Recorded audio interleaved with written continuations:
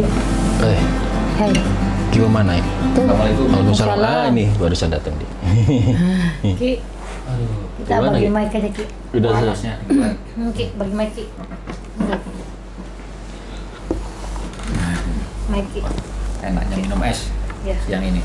Panas. Tapi hati-hati radang, Ki. Iya, soalnya sekarang lagi musim, Lagi ya. musim. Nggak boleh radang, nggak boleh sakit, Nggak boleh pilek. nggak boleh pilek. Pokoknya nggak boleh sakit, harus minum obat. Iya ya. Ketika sakit nggak boleh ke dokter. Ini tak pasang ya buat Oh iya, silakan. kawan-kawan di rumah. Ini aja biar rame-rame Ki. Di sini aja. Oh ya. Dengar enggak masalahnya? Denger, masuk Bener, dia ini kok, denger ini dia. saya taruh sini juga. Iya. Jadi biar rame-rame. Masuk enggak masalahnya? Masuk, itu? masuk. Yang namanya boya ini kan Oh, enggak, dia terbatas. masuk. Enggak masuk dia. Gini.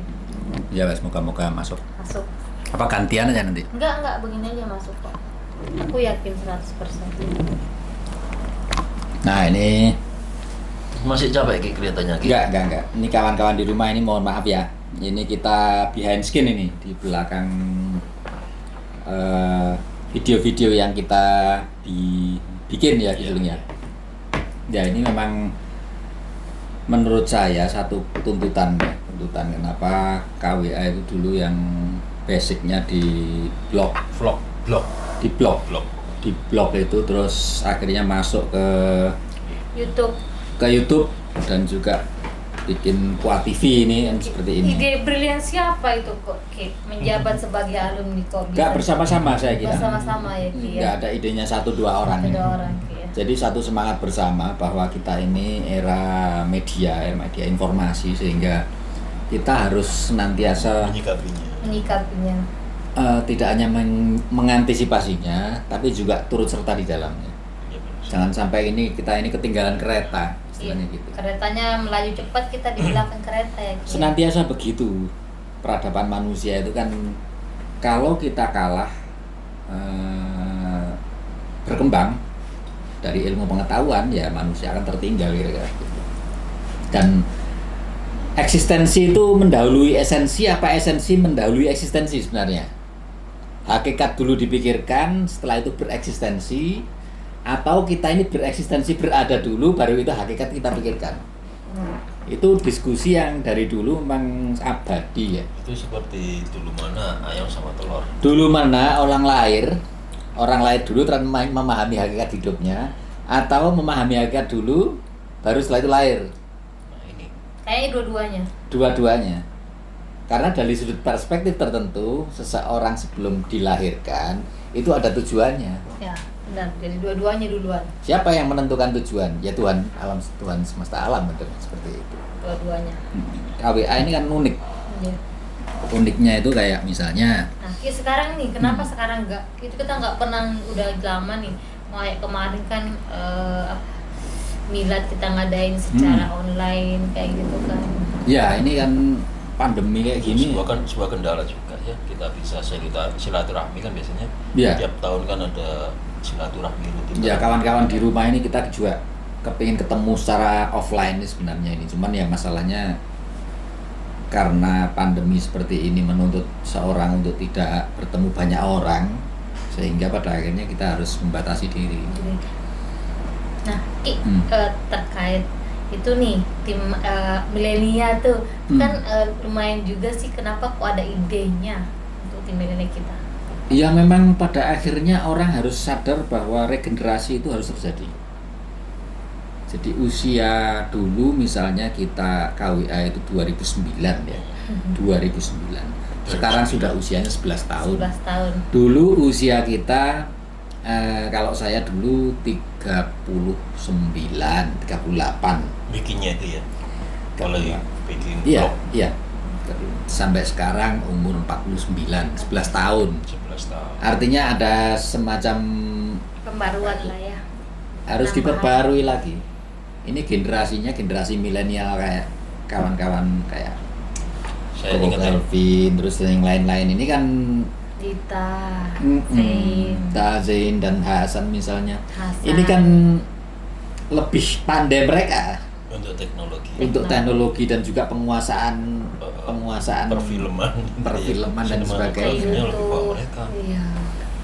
Tapi gini Ki ya, saya tuh masih ingat pertama kali gabung di KWA itu atas ajaan dari Kiwa sendiri, bantu di Spiritual Odyssey kalau nggak salah tahun 2012 gitu. 2012 ya? Kita mungkin ingat ya, jadi kita satu bisnya waktu itu, kita keliling dari Trowulan, Candi Tikus, kemudian Pendopo Agung, sampai ke Candi Penataran, dan terakhirnya di Jolotundo. Jolotundo. Jadi kita harus jalan dari PPLH itu sekitar 500 meter mendaki untuk sampai ke Jolotundo. Itu sehari ya? Sehari semalam ya? Berangkat jam 5 sore sampai di Sidoarjo jam 5 sore juga. Dan yang saat itu yang ikut itu sampean, terus apa itu? Mbak Sarip dan Age kayaknya. Gitu. Age belum. Oh belum ikut ya? Siapa? Anak Pasuruan tuh loh, Ki. Oh iya, Saya lupa namanya itu. Lupa juga. Saking banyaknya orang yang Banyaknya gabung orang keluar dan- masuk. Dan kelihatannya beliau juga nggak seberapa komunikasi dengan kita akhir-akhir ini. Dan dulu markasnya kan di Musola Musola. Diklat itu. Nah, Dan sekarang udah dipakai untuk Betul. kantor pemerintah ya. Dan Sehingga- sekarang terakhir kalau nggak salah ada ini ya, apa itu, perawatan COVID ya di situ. Oh iya benar. Dipakai buat perawatan. perawatan Pasien, Pasien. perawatan rumah sakit.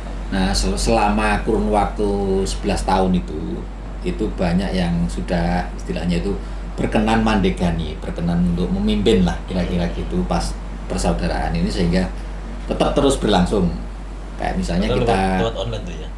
lewat online, dan juga kalau ketemuan 1 tahun sekali itu dirancang secara benar-benar teratur. Iya, iya.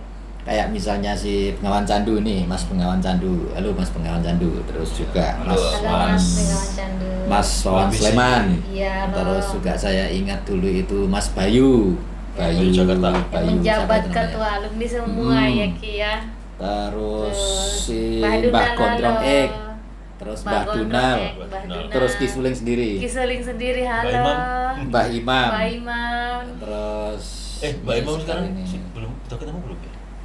Insya Allah paling ada, cuman kita belum kontak ke kita gitu. Kepikiran loh kita itu Mbak Imam.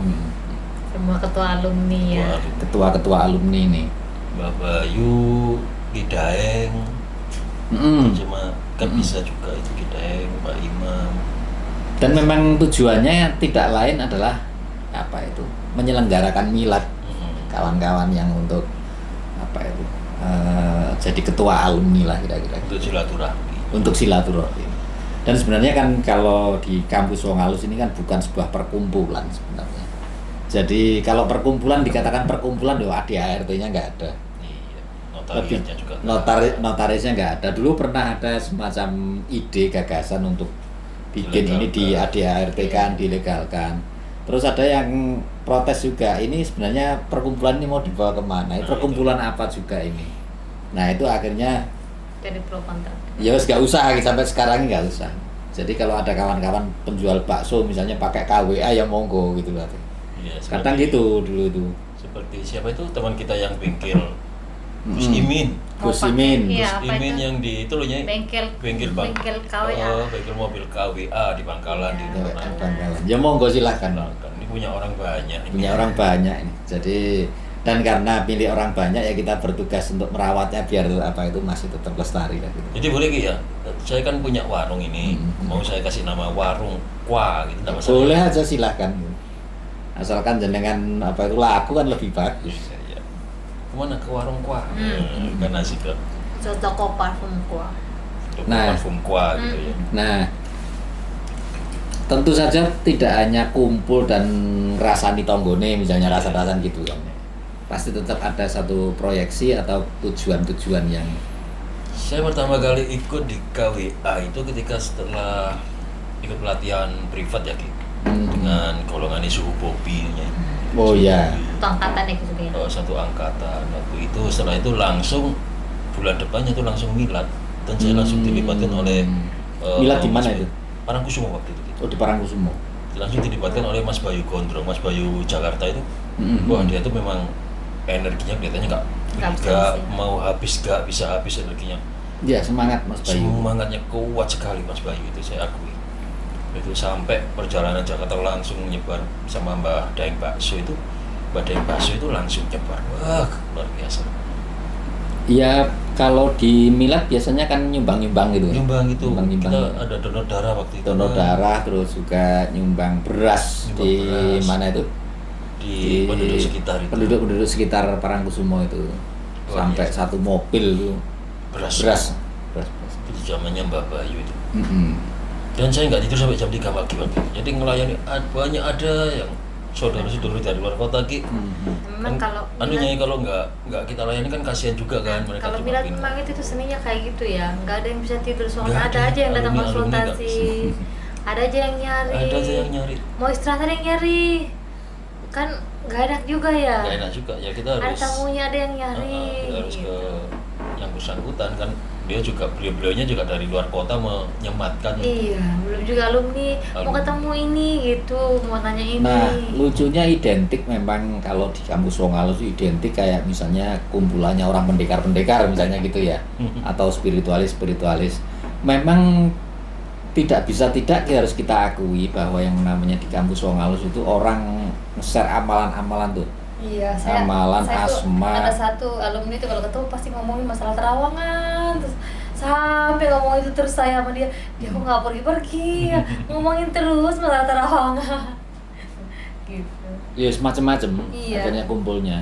Jadi tidak hanya teman-teman. Kalau saya apa itu nginget-inget kalau teman-teman dari Jakarta, Banten datang ke Milad itu pasti mereka menggunakan jubah-jubah. Iya, iya. sebagai Rata-rata ciri khas. ciri khas kawan-kawan spiritualis di sana adalah apa itu Jubah, menggunakan jubah. seperti itu. Tapi kalau Jawa Timur nih mungkin agak terlalu jauh dari peradaban, mungkin ya, terlalu jauh dari Jakarta. Akhirnya jadi kayak pakai Jadi kayak jin, pakai pakai jin. sembarangan gitu kira-kira gitu. Iya. Ya, tapi tanpa mengurangi yang namanya bukan ini. bentuk stereotip. Bukan, Cuma bukan. memang ciri khas orang sendiri-sendiri. Iya, Sendiri. kita lebih terbuka di sini gitu. Terbuka maksudnya kalau di Jawa Timur itu jarang itu menggunakan apa itu uniform begitu. Kalau teman-teman dulu alun dari Jawa Tengah cirinya pakai ini belangkon, Belangkon. belangkon atau ikat gitu ya. Tapi Iya, Jawa iya, Timur iya. sendiri memang nggak ada batasan, nggak ada sebuah ciri-ciri tersendirinya. Kayak Mbak Duro cuma pakai ketu sama ini, Popo pakai baju. Atau pada pakai baju kuah Ya, rame-rame. betul. Rata-rata seperti itu aja. Makanya kita kawan-kawan di rumah kita sekarang masuki era digital, era audiovisual seperti ini, ya kita beralih dari dulu blog sekarang menjadi televisi. TV Jaspa. Nah Saya ini kebetulan Mungkin saya boleh minta izin ya, saya mau mengapresiasi beberapa ketua alumni ya. Tadi ada Mbak Bayu yang energinya kelihatannya nggak bisa habis waktu Milad. Terus Mbak Daeng juga gitu, Mbak Imam juga gitu. Dan satu lagi Mbak Dunal itu kemarin kita Milad terakhir Milad di Salatiga itu kan, Salatiga. dia menyiapkannya hampir 2 minggu untuk Iya, acara kita itu. benar-benar. Luar biasa. Terima kasih Mbak Dunal, Mbak Terima Bayu, kasih Mbak Mbak Dunal, Daeng. Mbak Bayu, Mbak Daeng, terus Mbak siapa tuh? Imam. Mbak Imam. Itu luar biasa mereka Mbah sangat BC, sekali. Mbah BC itu sosok organisatoris juga. Mbak Bengawan Candu itu ya. Ngawan Candu. Itu pasti hadir Milad, pasti hadir. pasti Insya hadir. Allah Mas Mbah Bengawan Candu ini orang yang sangat sangat menyukai silaturahim gitu. Wawan Sleman juga. Mbah Wawan Sleman itu jauh-jauh dari pernah saya ingat dari Jogja ke Sidoarjo itu naik sepeda motor nggak pakai jaket. Aduh. Kesini tujuannya hanya untuk bersilaturahim kan seperti itu anunya. Mbak BC. Kangen saya sama teman-teman ini. Nah ini kawan-kawan di rumah ini kan 2020 ini kemarin kita pergantian ya isunya, pergantian ketua alumni. Nah sekarang Ke Nyai KRK. KRK ini Jadi dua mungkin kali nih ya. bisa disampaikan kira-kira punya apa itu mimpi-mimpi apa sebenarnya, harapan-harapan apa? Harapannya sih pandemi ini ya cepat selesai saja, terus kawan-kawan kuas semuanya sehat, terus rezekinya lancar ya paling utama, terus mudah-mudahan motivasi kita untuk membangun TV Kwa ini atau kita punya ide-ide kedepannya jauh lebih kreatif lagi, itu aja sih. Untuk milenial ya. Milenial kalau bisa sih program-programnya ditambah lagi ya seperti itu aja, mungkin penelusurannya yang pernah kita ini ya jalankan kemarin mungkin bisa mereka kembangkan lagi. Kira-kira nanti kalau coronanya udah selesai, ini nggak tahu kita kapan selesainya. Kira-kira masih punya niat untuk bikin milad lagi nggak kira-kira? Pokoknya kalau misalnya ibaratnya kalau misalnya ya selesai, ibarat itu udah turun nih angka positifnya atau mungkin ada vaksinnya atau gimana, setelah sebulan atau 2 bulan normal mungkin akan diadakan milad seperti itu. Jadi barang-barang kita pikirkan bersama ya nanti ya kesulitannya. Jadi tidak mungkin bisa sukses seseorang tanpa dipertimbangkan, orang lain yang kerjasama dan harus diatur benar-benar dengan ini ya dari kita ini saling tolong menolong, bantu membantu, tidak bisa hidup sendiri kan begitu ya. Benar. Jadi ya mudah-mudahan aja cepat selesai, kemudian harapan-harapan kita, harapan-harapan bangsa ini juga semakin bisa terwujud cepatnya gitu. Iya. Kalau melihat kondisi seperti ini kita juga sangat prihatin. Iya, sangat memprihatinkan. Kemarin ya kita sempat ke Surabaya ya Ki ya. Pusat-pusat perbelanjaannya kan sepi. Terus semua orang ngeluh kayak sepi. Dan seluruh Indonesia seperti ini. Dan ini bukti bahwa sebenarnya ini Indonesia ini sudah resesi kira-kira begitu. Tapi mungkin masih bertahan. Masih bertahan. Gimana? Berapa bulan lagi? Di dunia ini pun juga semuanya bertahan kira-kira begitu. Bisa bertahan. Bahkan di negara-negara maju bahkan semakin serangannya ini semakin mengerikan. Amerika Serikat tuh kemarin itu 6,5 juta orang yang udah kena. Dan di India pun sekarang itu ngeri sekali ya. Ngeri, dia di India itu mungkin kedua mungkin sekarang. India setelah itu Brasil. Seluruh dunia. Jadi India, itu Brasil. Enggak ini apa yang enggak bisa jadi kan di Indonesia juga kan naik terus, kita lihat ya, kita kan naik terus. Ini tadi ya sudah kan? 4.500, 4.600. Bahkan hitungannya itu kemarin 17 hari itu mencapai tingkat 50.000. Yang terakhir kemarin itu sudah 14 hari itu 50.000. Kita nggak tahu lagi, mungkin nanti akan semakin cepat 10 hari, 5 hari sudah sampai 50.000. Bisa jadi sehari bisa sampai 50.000 atau lebih kira-kira. Sekarang ke-12 kayaknya ya. Tingkat 12 di seluruh dunia Indonesia. Iya, segitu. Peringkatnya. Karena lajunya ini semakin tidak terkendali. Kita nggak tahu ini sampai kapan dan bagaimana akhirnya endingnya. Jadi kan kita nggak tahu ya negara lain misalnya mereka ada laporan atau enggak. Cuma yang memang banyak laporan itu masuk atau memang ada pemeriksaan itu rutin yang semua negara-negara yang 12 ini. Nah kita nggak tahu negara lain apakah mereka itu masih melakukan pemeriksaan atau laporan gitu. Kan itu kan dampaknya besar sekali dengan ekonomi kalau ada laporan masuk seperti itu. Ya ini kita semua turut prihatin ya terkait dengan ini, termasuk juga keluarga besar kampus Ruang Halus. Kalau kawan-kawan di rumah ini satu keluarga dengan kita, tentu saja sungguh memprihatinkan kondisi seperti ini. Kita berharap nanti akan ada akhirnya, dan akhirnya bukan akhir yang su'ul khotimah tapi husnul khotimah. Semuanya berharap seperti itu. Amin. Oke ya. Oke. Kita kerja lagi. Oke. Kawan-kawan di rumah jangan berhenti untuk berkarya terus meskipun kondisinya tidak kondusif seperti sekarang ini, ekonomi lesu dan sebagainya, tetap harus semangat. Jangan pernah berhenti untuk berharap, berhenti untuk berkarya. Oke ya Ki Juling ya, terima kasih ya. Terima kasih. Kita lanjut kerja lagi. Terima kasih ya Ki.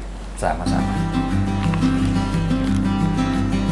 Ya saya jalan dulu ya. Ya. Kita pergi sebentar ya.